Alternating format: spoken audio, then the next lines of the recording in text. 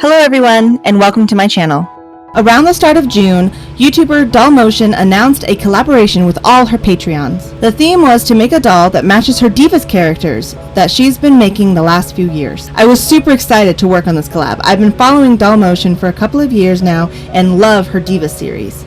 So when the opportunity to make something to match her universe came across, I jumped right in. Without further ado, let's get artistic and see what comes from my mind today.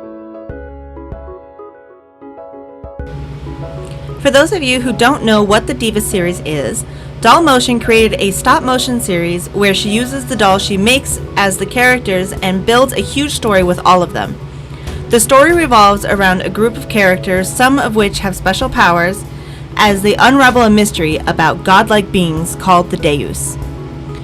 That was a pretty quick and not very detailed description of the series. If you want to know more, you should check out Dollmotion's Divus series on YouTube and read her Wikipedia page, which she updates every time she makes a new character. Both will be linked in the description box.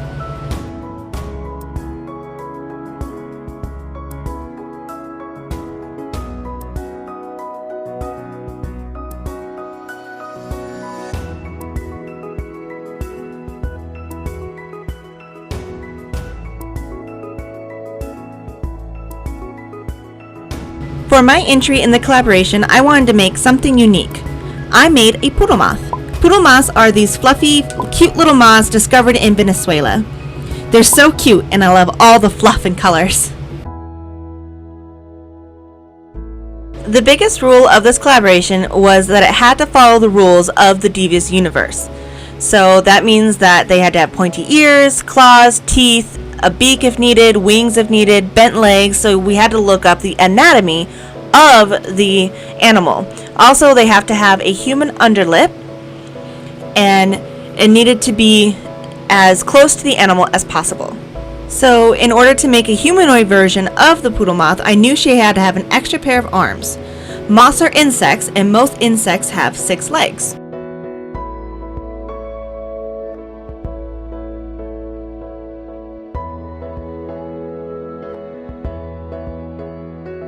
The placements of the arms were important as well.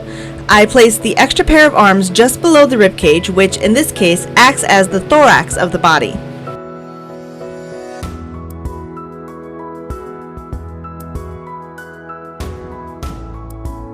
The next thing to decide was how big the wings needed to be. They look a little smaller in this design, but I made them about as big as the body to better imagine her being able to fly.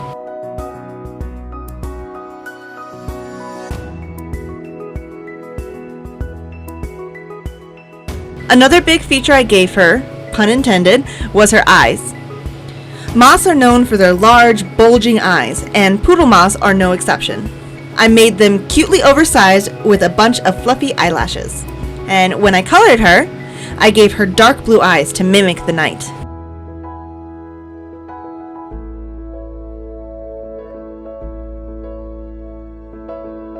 I also added tufts of fluff on her wrists and ankles to further accentuate her puffy silhouette.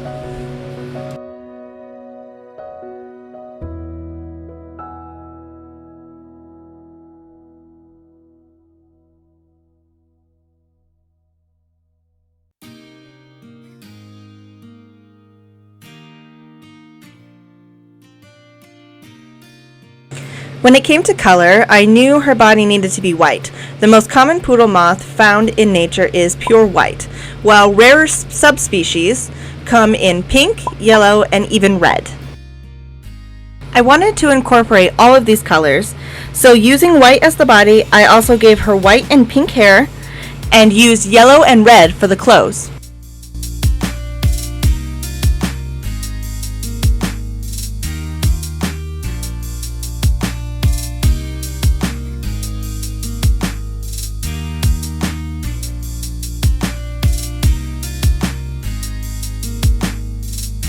The wings in this picture aren't really all that visibly interesting because moths' wings have intricate designs on the outsides to work as camouflage or as a way to scare off predators. I did, however, design the outside of the wings in a separate picture to help when making her as a doll.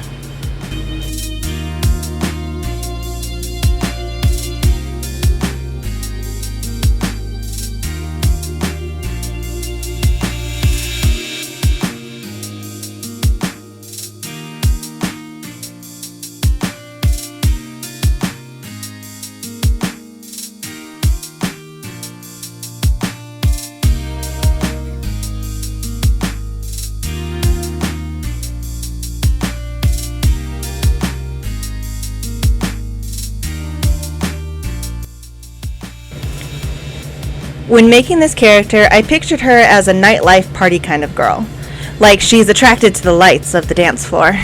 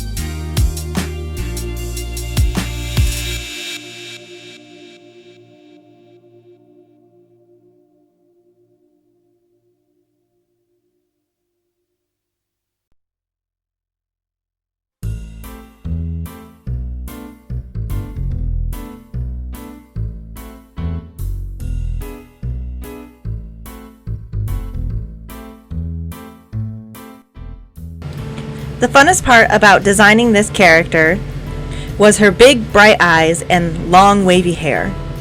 I wanted this character to be cute and fluffy just like a poodle moth is in real life.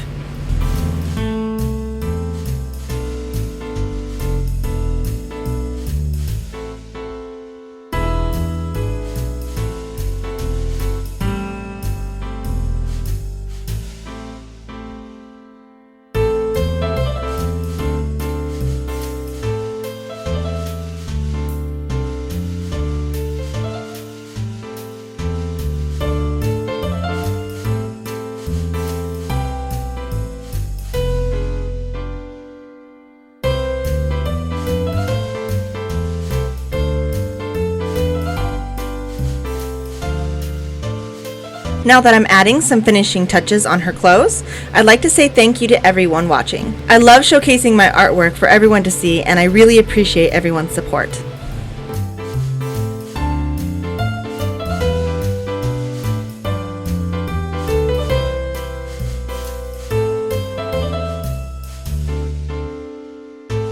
If you're interested in purchasing prints of some of the work I've showcased on my channel, as well as additional designs, I'll put a link to my Society 6 and Redbubble page in the description box.